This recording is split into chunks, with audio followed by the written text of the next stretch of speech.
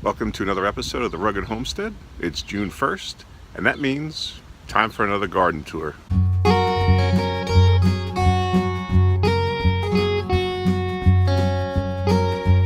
How quickly a month passes by, and how fast everything is growing. What I'm going to do is I'm going to start on this side, my fruit forest side, and then we'll work around to the vegetable garden and a few other spots around the property, just to show you how things are progressing.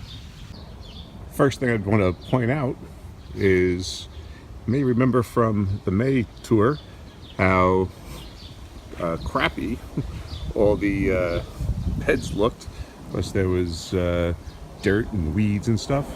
Well, I had a whole bunch of wood chips hauled in, and I've covered everything in wood chips. Basically, I've got this runway and with a little dog leg at the end of grass. Cuts down on my mowing and my watering needs, at least for the lawn. So these are my blackberries. They're doing quite well. Getting ready to put out some flowers here before they burst into fruit. You can actually see flowers starting to bloom over here. Stop moving. There we go. And you can also see I've erected a trellis here. And I have some wire running along to the other trellis. And they hold the canes up and off the ground. So hopefully that'll help the fruit from getting eaten by bugs and stuff. I also have these CDs hanging, and hopefully the reflections will deter birds and squirrels and things like that from attacking the fruit. Oh, last month I had mentioned that I had a third blackberry, and as you might be able to tell underneath here, looking pretty dead. And what happened was, if you recall, it was growing back there. It had rooted itself from a branch over here. So when I was putting the wood chips down, I wanted to bring the blackberries over here, keep them all in line with the trellis. So I dug it up to move it over here, and interestingly found it had just a tiny little root, one single root about that big attached to it. And I planted it right in the ground right away, and I'm not sure it's taken. Maybe it just died back from the transplanting. Continue to water it, and we'll see if it comes around again next year. I'm not sure.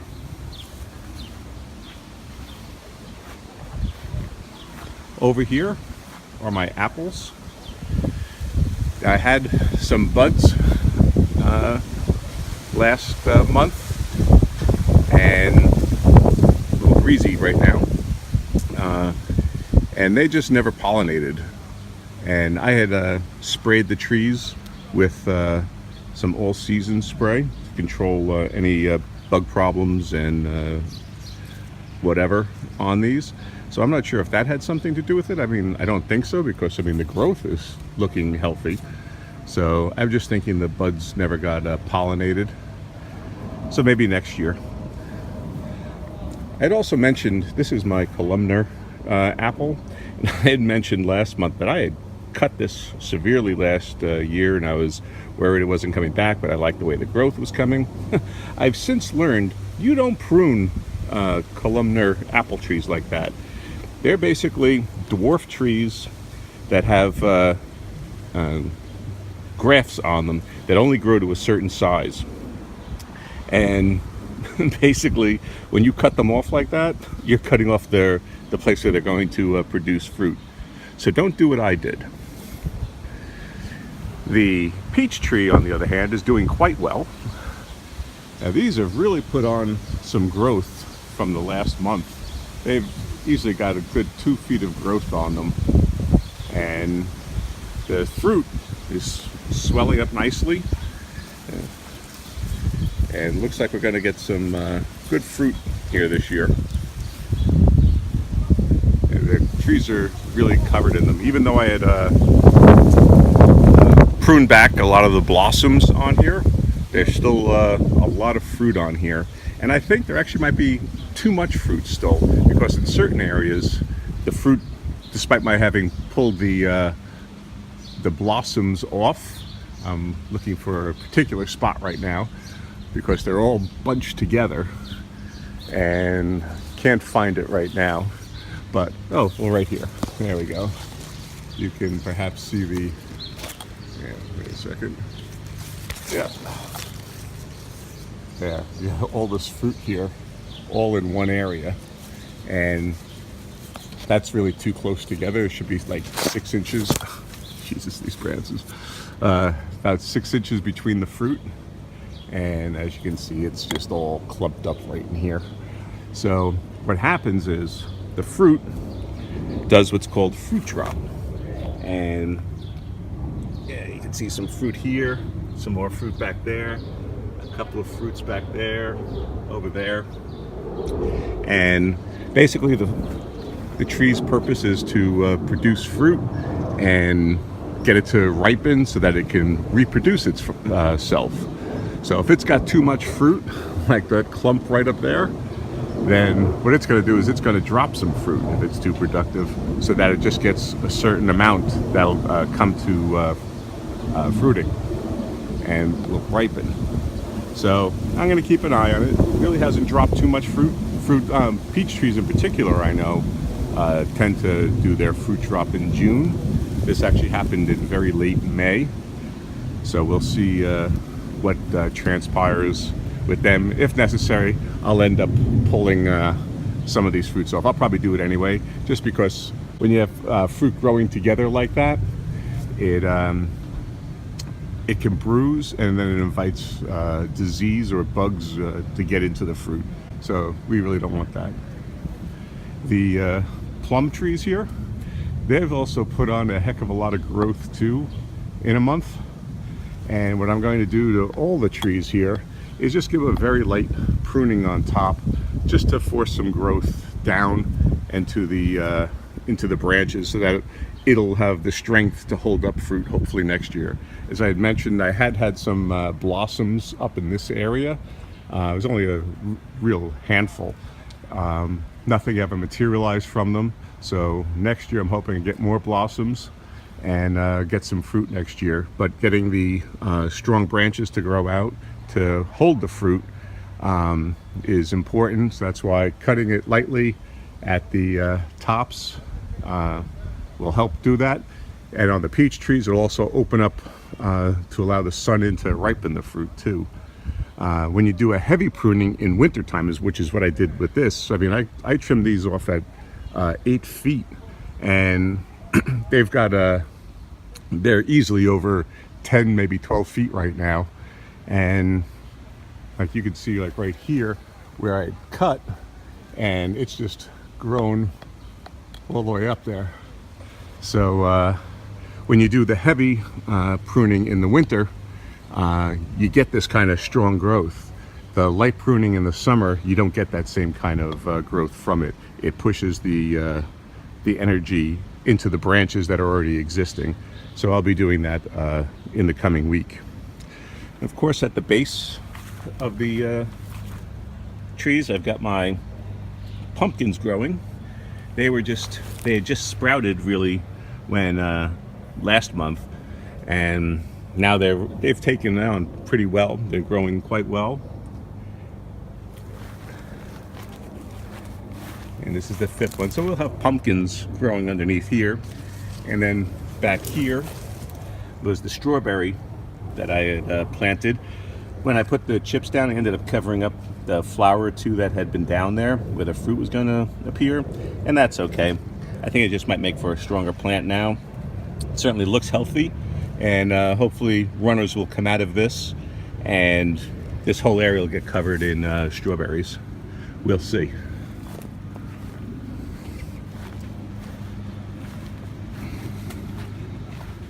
All right, we're over by the pergola, and these are my grape vines here. These are the ones I planted about a month and a half ago. And this is the red seedless Reliance, and it's growing really strong. It's got some good growth on it. It's crested the top of the cage I put around it to protect it. And good thing I did put that cage around it, because I throw a ball back here with my dog, and I can't tell you how many times I've hit this thing with the damn ball. So I was planning on taking it off once it reached the top of this thing, but my throwing skills apparently seek out this cage, so I'm going to leave it here. But as I said, it's growing really strong, so have it grow up this twine and then grow up the pergola, and hopefully by the end of the season it'll have started going across the top of the pergola. Over here, this is the green seedless variety, Niagara. And if you recall, last month I had mentioned that it had just started putting out a fourth leaf at the time. Now you can see it's got a few more leaves on it. It's starting to grow, so I'm hoping it'll start to catch up to the other one. This had been, I think it had some root damage or something when I planted it, and I'm not sure why it was so slow growing, but it took about a good month for it to go. But now it looks like it's starting to put on some growth, so that's hopeful. Right over here, this is my blueberry bush. You might recall how sorry this thing looked when I showed you last month. It was just growing in really weird. There was like hardly any growth on it. It was all spiky. It was just growing odd. So you can see I've cut it back, and the growth is filled out on it now. It doesn't look like I'm going to get any fruit this year, but that's okay. I'd rather have it taken care of, and next year and the following years produce fruit again. Don't know what happened to it. Last year I had a great harvest on it. Small berries, but it was a nice harvest. And then this year, something just happened. And now I've got a couple of more blueberries. Last month, I think I just had these two right here. Yes, this was the blue crop, it's called, and a Jersey, or vice versa.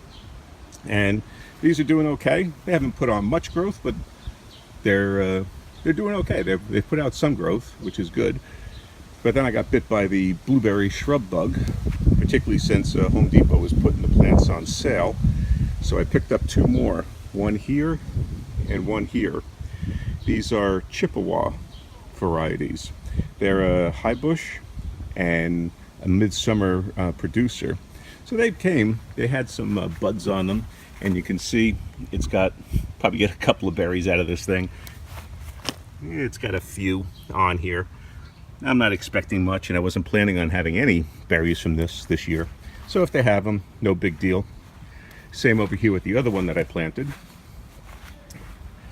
And it's got some new growth on it, a couple of buds.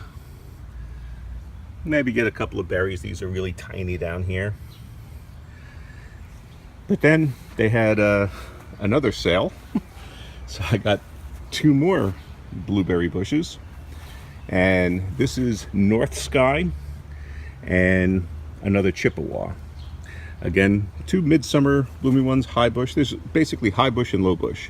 Low bush are your wild blueberry varieties, and you really don't find them at nurseries and big box stores and stuff like that. You only find the high bush type, which is good because that's what you want. But if you notice, I've got them alternating. So I got a Chippewa, North Sky, Chippewa, Jersey, blue crop, Chippewa, and that way you get into the cross-pollination of the plants across them. Now some of them are self-pollinating, but you'd always do better having several varieties. So that's what I've got. And I want to get a few more. I think another 3 or 4 plants along here will be good. And then in the years coming, I'll end up having like a hedge right along the garden fence. Over here, we've got raspberries, and these were transplanted in from over by the blackberry shrubs. I had mentioned last month I was going to be transplanting some blackberries. Well, that's what these are here, and these are here. A couple blackberries. Not expecting anything from these this year, but next year hopefully they'll come back with a lot more vigor. These are doing quite well, putting on some decent growth. A lot of nice color.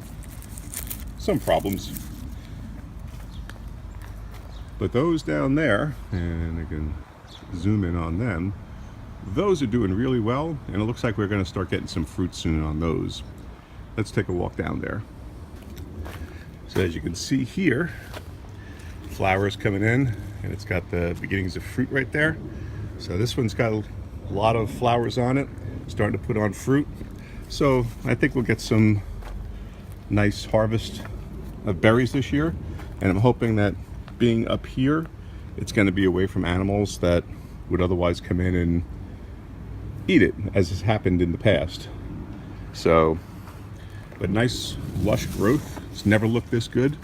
I mentioned that last month when they were over there by the blackberries. They just never really got very large. In these earth boxes, they're doing quite well.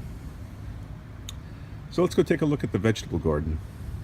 And things might look a little different than what you remember, and not just because all the plants have started to grow. Over on this side, remember I had the Roma Tomatoes? Well, those are still Roma Tomatoes over there, and they're coming up real nice now, getting some nice thick stems and getting flowers on them. Hopefully we'll start getting some tomatoes forming soon, but it is June 1st, so probably still a little early, but they're doing quite well here and looking healthy. But over here on this side, we've got more Roma tomatoes down here, and I actually didn't go out and buy more. What happened was, if you remember in my previous videos, I mentioned about having a garden plan. Well, these are the tomatoes that I discovered were determinate varieties, so they're almost like a bush type as opposed to an indeterminate vining type. So I knew I was going to need more room for all the tomato plants here, so I ended up digging up every other plant and transplanting it to the other side over there. And now they each have more room, and they all look like they're thriving. Now you might remember over here I had butternut squash growing, with my plan being that I was just going to let them trail on the ground all along here. In the past I've had them vining, but I was just going to let them trail on the ground in the bed. But since I needed the room for the tomato plants, I decided that was the time to do my Three Sisters garden, which I posted a video last week on. So that's what we got going over here. This is the corn, of course, and it's really doing well. It's looking really healthy. It's growing strong. There's an old farmer saying knee-high by 4th of July. Well, I think these things are going to far surpass that. As I said, they're putting on a lot of growth. If you look back at last month's video and then you look at this one, it's just a world of difference. It's just so thick now. They're growing so strong. Plus, we're getting a lot of side shoots on them. Let me go over here, and we're going to look forward to having some corn. You can see, get the pollen stalks coming up, and they're on most of the plants. So that's a good indication. And once the ears start to form, we'll have to help them do some pollinating. But in between, down here, as you can see, we got the butternut squash growing. And recall I'd planted one every 2 plants, every 2 corn stalks. Well, they're really starting to fill in here. And they're, again, another one really taking off. So certainly that aspect of it is doing well. It's enjoying its spot in the amongst the corn. But the green beans, the pole beans I planted, they're doing pretty well too. Here they are right here. This was the biggest plant that I had. This was a transplant, as was that one back there. And then there's a slightly smaller one back there, if you can see it. Yeah, so those were the 3 transplants I had. They had actually been up by the tomatoes over there. I was originally going to plant pole beans over there, and then when I had all these tomato plants, I I just nixed that idea. But when I decided to do the Three Sisters garden, I transplanted them into the garden here.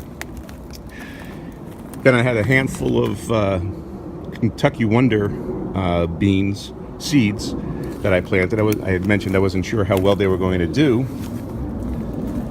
And I only had 7 of them, but they've all taken. As you can see here, this one's growing nicely. It's tough for me to even see what I'm doing here. Down here, it's doing nicely. As is this one here. And then another one here. And then it's down this whole row right here. And then you got one more right down there. As I mentioned in my Three Sisters garden, that was the last one to sprout. There he is. That was the last one to sprout. So he's a little bit of a laggard, but I'm sure he'll come back. Now there is one curious thing, and being as this is like my first time growing corn, I'm not sure how if this is like normal. But shouldn't silk come from the ears of the corn and not from the tassel? I don't know. I've got a few of them that have that looks like silk developing. Let's see if I can find the other one. I got another one here. It's got some looks like silk coming out, and then over here another one with some silk. Maybe that's normal. I don't know. And you can see another butternut squash. It's starting to spread out now, and I'm not too worried about the weeds right there. That's, I think eventually this and the other butternut squash will just end up taking over and crowding them out. So my pepper plants though seem to be something of a different story. They're not growing as much as I thought they would, although I'll have to say, overnight, I was out here looking at my garden yesterday, and overnight it seems like this one anyway, and that one really jumped up. I don't know, maybe it was just wet and the leaves were pressed down and now they're perky. But yeah, they're doing okay. Looks like they're gonna get some, like starting to get some buds down here and in here, so maybe we'll get some fruit soon forming. But these plants here, right down this row, these are looking kind of yellow, or they were. These are an orange pepper variety, and Golden California Wonder sweet bell pepper. And I'm not sure if they just have a different nitrogen requirement than the others or what, but they've always just had that really yellow look to them. So what I ended up doing was I gave them some extra nitrogen. I gave them a natural organic liquid nitrogen fertilizer, and also a fish fertilizer. It's a 5-1-1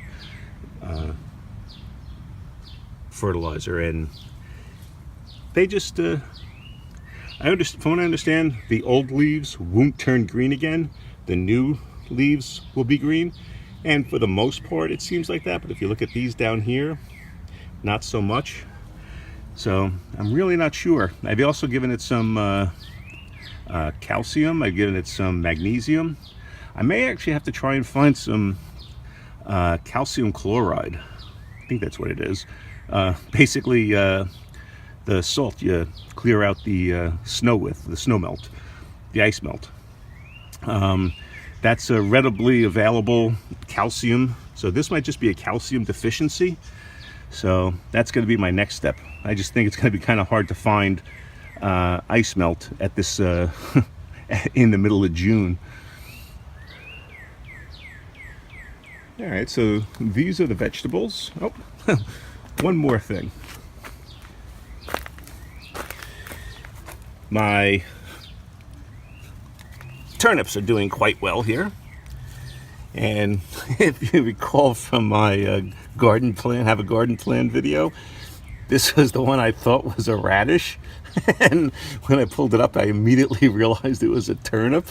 So I planted it back in. It flopped over, but it sprung back. So I think I saved it. And these are supposed to be radishes, but I don't know. No, they're growing like my radishes always have. They never form a ball. They just form like these thin, long stems. So, but I did find one in here that looked like it might have a ball on there, right back here. Let me see if I can zoom in. Yeah, my fat fingers, you can see it right through the leaf there. So, that's the one radish I think I have. These over here, more turnips. I'll probably pull that one out, crowding out this one here. But so it looks like I got a couple of turnips anyway. They were more of an afterthought than anything else. And my carrots that I had forgotten I planted, they're coming along, including this one here. This one I had to transplant because this plant was growing where this plant was going to be planted. So I know you're really not supposed to transplant carrots, but I quickly picked it up and put the whole clump of dirt right in there, and it seems to have taken. So, and that's that. Now you might be wondering what these white PVC pipes are for. Well, they're to create a trellis for the tomato plants, and I got them on the other side as well. And what that's going to do is I'm going to weave some twine in and out of the thing and capture the plants in between them, and as they grow, alternate it back and forth so that it just keeps holding them up straight.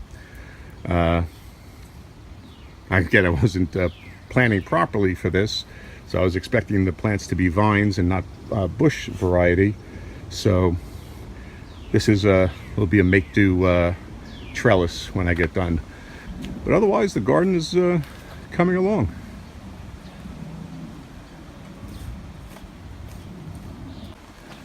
Well, before I forget, one other thing I wanted to show you. These are my lemon trees. I actually started these from seed from a lemon that I bought in the store. I planted them on March 23rd. And they're growing slow as hell, but I brought them out here so that they can get some natural sunlight. I think the problem that we've had though is that it's past couple of weeks it's been cool temps during the day, been rainy, and it's rained almost every day with maybe a day or break or so in between. Yesterday afternoon was the first day we actually had some sun. And today it's just been a gorgeous day the whole time. So hopefully everything dries out now. But these have been growing and they look like they're taking. So once they get a little bit bigger, I'm going to transplant them into pots and then slowly increase the pot size. And then in the winter time, I'll be bringing them indoors. This is actually an orange. I'm surprised it hasn't gotten killed by the cold temps that we have. But I did the same thing, planted it at the same time. It just hasn't taken the same way the lemons have.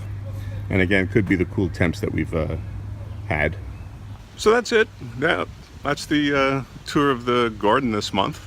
Everything's coming in really nice. I can't recall I've actually had such success across the board with my plants before, whether vegetables or fruit. And actually in the past, my fruit efforts have been pretty dismal. I had two peach trees one time, back where the original blueberry was, and one died that year right after planting, and then the other died the next year. They had gotten some, I think they got scale on them, and I wasn't quite sure what to do with them at the time. And I'm a lot better equipped now for my plants and a little bit more attentive to them, so that could be why they're doing much better.